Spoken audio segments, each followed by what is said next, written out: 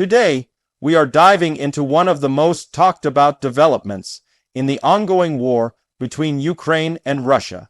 The recent reports about Ukraine's operation that targets the heart of Russia's occupation network have stirred conversations all over the world.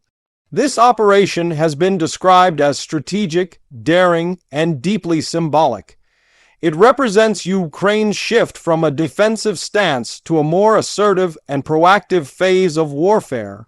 In this video, we're going to unpack what this operation means, how it works, what its goals are, and what it might mean for the future of the conflict.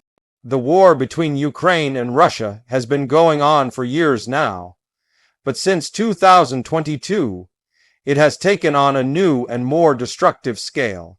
Russia's invasion of Ukraine reshaped Europe's security landscape and triggered one of the largest armed conflicts since the Second World War. Since then, Ukraine has fought not only for its territory, but also for its sovereignty, its people, and its identity. The struggle has been brutal, marked by bombings, trench warfare, and widespread destruction. Over time, Ukraine has adapted. It has learned to fight not just on the front lines, but deep behind them.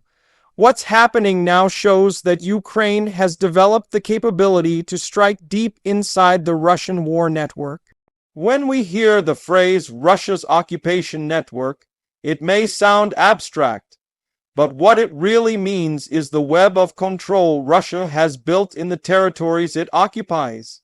This includes military bases, supply lines, command posts, administrative offices, logistics depots, energy pipelines, transportation systems, and even information channels.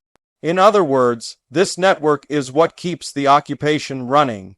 If you weaken or destroy it, you weaken Russia's ability to hold and manage captured territories. That is what Ukraine appears to be doing now, targeting the arteries that feed the occupation. Ukraine's strategy is evolving. Instead of focusing only on defensive positions, it is now trying to disrupt the structure that supports Russia's hold on occupied regions. This approach involves precision strikes on key logistical points, command centers, and energy facilities that keep Russian forces supplied and coordinated. Reports suggest that Ukraine has been increasing its use of long-range drones and missiles to hit deep inside Russian occupied territory and even within Russia itself. These strikes are not random. They are carefully planned to inflict maximum operational and psychological damage on the occupation system. In practical terms, Ukraine's strikes aim to make occupation costly and unsustainable. Every destroyed fuel depot, command post, or logistics hub forces Russia to stretch its resources. It disrupts the chain of supply and complicates communications. When Russia's troops can't get fuel, ammunition, or reliable information, their effectiveness drops. At the same time, these attacks send a strong signal to civilians in occupied territories and to the global audience watching closely. They show that Russia's hold is not permanent and that Ukraine is capable of challenging it directly. This operation also demonstrates Ukraine's growing technological and tactical sophistication. Over the past 2 years, Ukraine has developed and adapted a wide range of drones, both domestically produced and modified from commercial designs. Many of these drones can travel hundreds of kilometers, carrying explosive payloads or surveillance equipment. Ukraine's engineers have become experts at combining low-cost technology with smart strategy. By using swarms of drones, Ukraine can overwhelm Russian defenses, forcing them to spread their resources thinner. These tactics also minimize Ukrainian casualties while maximizing the disruption to Russian infrastructure. At the same time, Ukraine has improved its intelligence and reconnaissance capabilities. Using satellite imagery, intercepted communications, and partnerships with Western allies, Ukraine can identify the most critical nodes in Russia's occupation system. This intelligence-driven warfare is what allows precise targeting. It ensures that every missile, drone, or sabotage mission has a clear strategic purpose. The operation targeting the heart of Russia's occupation network is built on this foundation of intelligence, coordination, and technology. The operation is also about symbolism.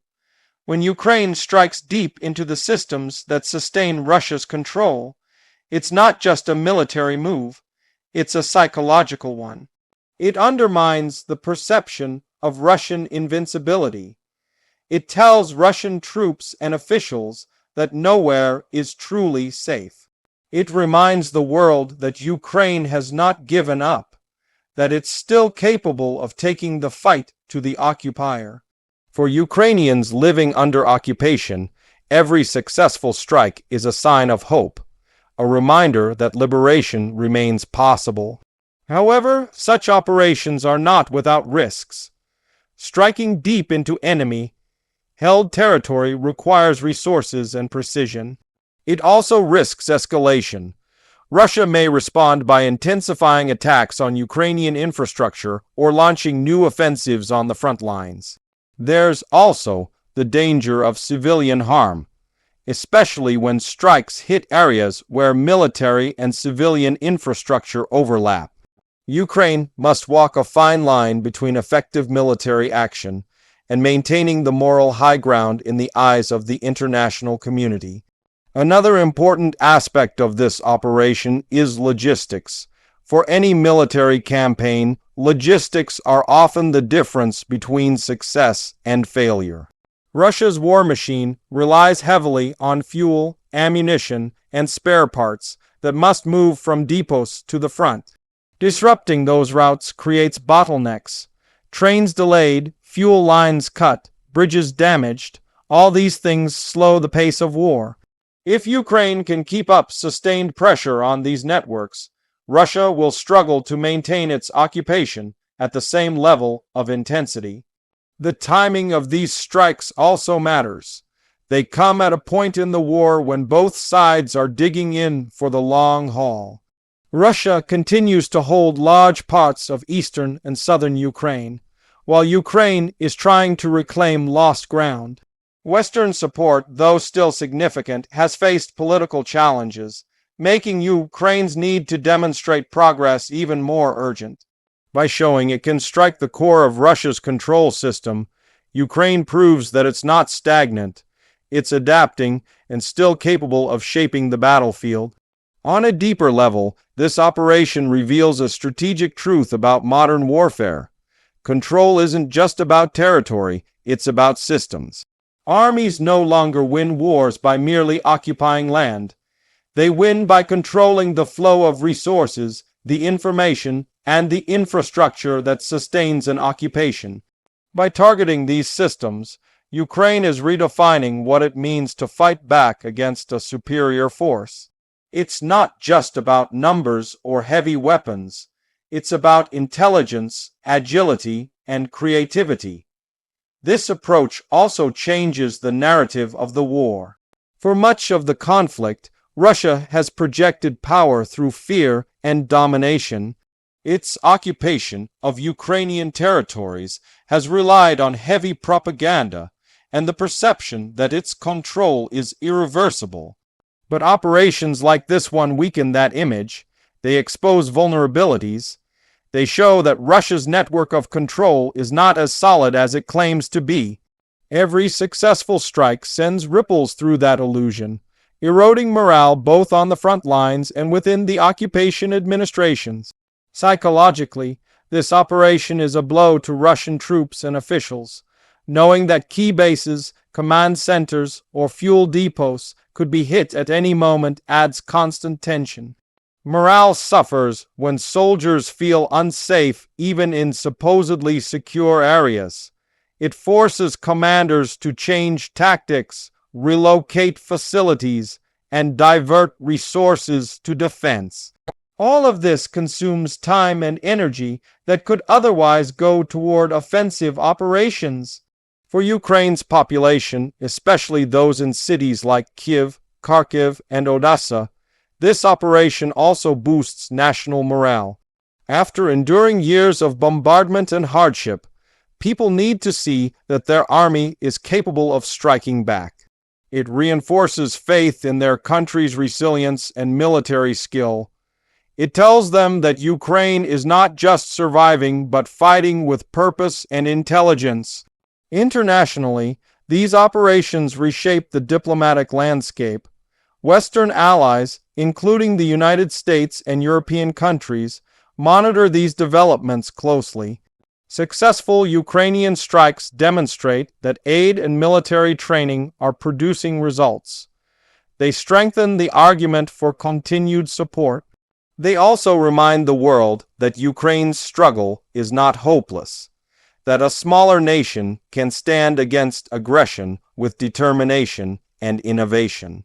Of course, with each success comes new challenges. Russia will adapt. It may improve air defense systems, fortify logistics hubs, and change transportation routes. It may retaliate with cyber attacks, long-range missile barrages, or intensified offensives. Ukraine will need to anticipate these reactions. The war is as much about adaptation as it is about firepower. Whoever learns faster and adjusts better tends to gain the upper hand. Another element worth noting is how Ukraine's operations fit within its broader war goals. While liberation of occupied territories remains the primary objective, these deep strikes serve multiple purposes.